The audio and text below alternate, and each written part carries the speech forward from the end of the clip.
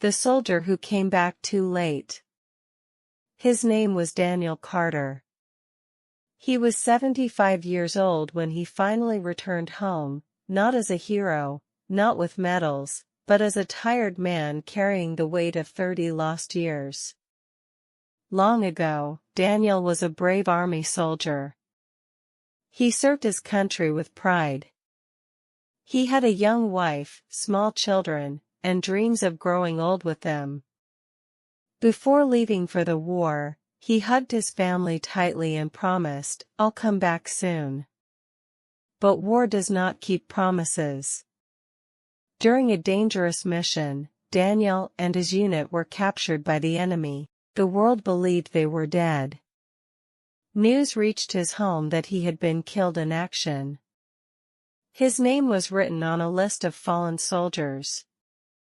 His wife cried for months. His children cried for years. With no body to bury, only memories remained. Life moved on painfully. His wife struggled alone, raising their children without him. She worked, suffered, and aged too fast. Every night she prayed that maybe, just maybe, her husband was still alive somewhere. But time is cruel. Years passed.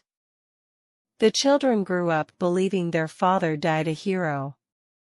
They kept only one faded photograph of him in an old army uniform. They spoke of him in the past tense, "Our father was a soldier."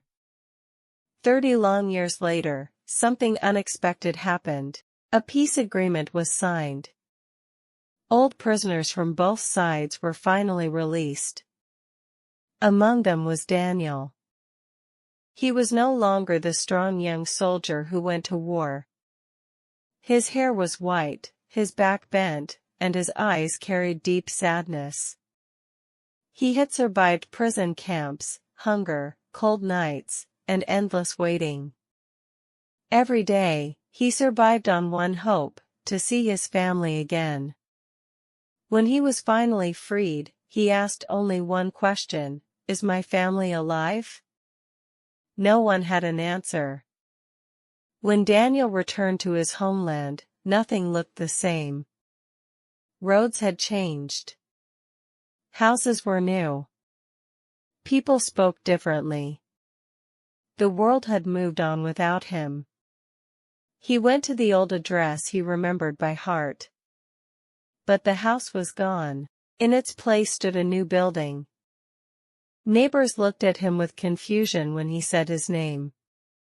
Some remembered hearing stories about a soldier who died long ago. Others shook their heads in silence. Finally, someone told him the truth. His wife had passed away years earlier. She died believing her husband would never return. Daniel fell to his knees. Tears rolled down his face as he whispered her name again and again. 30 years of pain crashed onto his heart in one moment. But his story did not end there. He searched for his children. When he finally found them, he stood quietly outside their home, afraid to knock. Through the window, he saw something that made his heart tremble. Daniel did not blame them. He understood. The world had moved forward, and he had been left behind. At night, he sat alone, holding his old army medal, thinking of everything he lost: his youth, his wife, his children's childhood, and the life he was meant to live. He whispered to himself, "I fought for my country, but lost my whole life in return." He wasn't angry. Just tired.